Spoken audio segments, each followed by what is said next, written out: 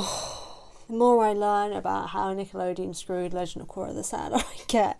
But I'm gonna talk about it anyway. So let's just dive into it. So today I'm talking about how Nickelodeon screwed over the writing team of Legend of Korra.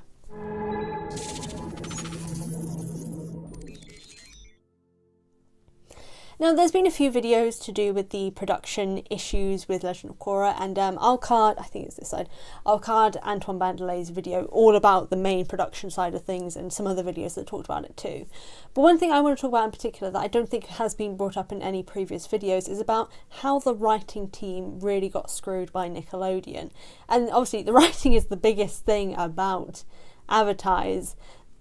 You've got to build up the characters, you've got to build up the stories, everything's got to be connected. That's why the 3 seasons of Avatar The Last Airbender are so interconnected and amazing.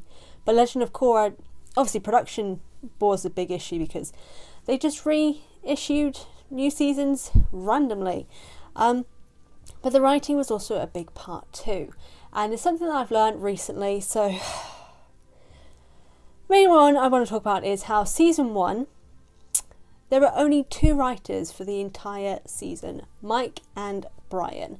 Now, Mike and Brian did do lots of writing for Avatar The Last Airbender. Obviously, they created it. They do writing most of the episodes and wrote most of the episodes. But they also had a writing team. So it wasn't just their ideas that were coming out. So some of the things for episodes would have been a collaborative element, even if it was just them writing the script.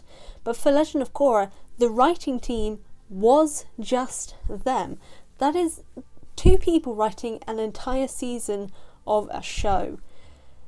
Especially for TV shows, it's so uncommon to have so little writers on a show, especially animated shows, where there are more writers on animated shows than there are live action shows. But in general, for having 2 writers as part of the team for a season is basically unheard of. And I looked into this actually. So there were some shows that were going on at the time. I've mainly looked at animated shows. But Teenage Mutant Ninja Turtles was starting around the same time on Nickelodeon as Legend of Korra. And they have, for the first season, 10 plus writers. I wasn't able to count all of them, so I got to 10 and then I stopped counting. 10 plus writers for a new show. Legend of Korra, yes, was new, but was from an established and famous and well-beloved series. You think it would be given the same attention as Teenage Mutant Ninja Turtles and given the same amount of writers and a writing team. But it wasn't, and it just kind of got worse from there. In total, for Legend of Korra, over 4 seasons, there were 5 writers in total. In season 2, there were 3 writers that came in. And Brian stopped writing, for the most part, the scripts for the show, but was involved with the writing team, basically. But he stopped writing the scripts. But they had 2 new people come on. And then for the last 2 seasons, that's when we had 5/4 writers, because Brian was no longer writing the scripts. Compare that to, and I'll be putting up on screen the actual information for this, but I just need to go to my phone for this. So compare that to Avatar The Last Airbender. 3 seasons, 61 episodes. For most episodes, there were 1, 2, 3, 4, 5, 6, 7, 8. Had to go to another screen. 9, 10, 11, 12. 12 writers who wrote more than 1 episode.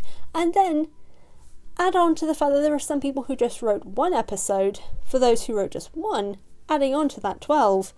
1, 2, 3, 4, 5, 6, 7, 8, 9, 10, 11, 12. So in total, for 3 seasons, there were 24 writers for Avatar The Last Airbender. And then, for Legend of Korra, 5 in total. For 4 seasons. And 52 episodes. So it also had less episodes as well. But limiting creativity, limiting the amount of collaboration, because the whole thing is writers are incredibly collaborative, and for a big project, for a big world like the Avatar universe, collaboration and big writing teams is necessary. This is why Avatar The Last Airbender was so incredible, because it was a huge collaborative, well planned, well thought out series. But Legend of Korra never had that chance. Including the production issues, the writing side is something that really gets to me, because another example, She-Ra, first season, at least 6 writers for the first season. And there are just so many things that just kind of really makes me mad, that Legend of Korra just did not have a chance. You can't expect 2 writers to be the only people involved. Yes, they created the world, but to be able to come up with stories and the storytelling and character arcs and keep all of that, you need more than 2 people involved with this process. It's like having beta readers. Like for my novel at the moment, I have beta readers going through the story and offering constructive criticism, advice on how to improve things, how to improve characters. If I didn't have that, no offence to me, but my story would be shit. It would be terrible if it was just me working on it. That happens in novels, and yet in television and in visual media for Legend of Korra, that just didn't happen. There was no collaboration, there was no big teams involved with Legend of Korra. And that's just kind of really sad that Nickelodeon had so little faith, and Antoine Bandelay's video talks about this a little bit more, about how little faith Nickelodeon basically had. They undercut them with funding, they screwed around with the production and animation teams and studios. They stopped after 1 season and they suddenly brought it back, which is when obviously they had to rush around with season 2, which was itself messy. Add in the fact also, we got 4 seasons in 2 years. 4 seasons in 2 years. 2 of those seasons were 2 months apart. Season 3 and season 4 all happened in the same year in 2014. Season 3 aired around the summer.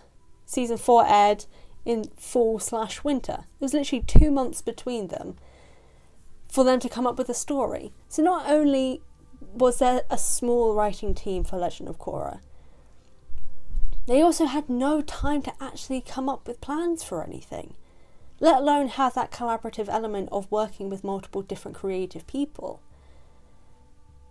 You can't rush these things, but Nickelodeon did just that. They didn't give them the time, the effort, the support to make this story as good as it could be. If they'd had more writers, if they'd had more time, if they'd been given a chance. Honestly, considering how much I love Legend of Korra in general, flaws aside, imagine if they'd actually had the same level. Imagine they had the 24 writers that Avatar The Last Airbender did. I think Legend of Korra could easily have surpassed Avatar The Last Airbender in terms of story and quality. It just wasn't given that chance. And production aside, the writing and creative element was severely stunted by not allowing creative people to actually have a chance at being creative. And that's just disappointing to me. So learning that there were only 5 writers over 4 seasons of Legend of Korra, I was both not surprised that Nickelodeon would do this, but also it explained a lot with some of the issues that do come up in Legend of Korra.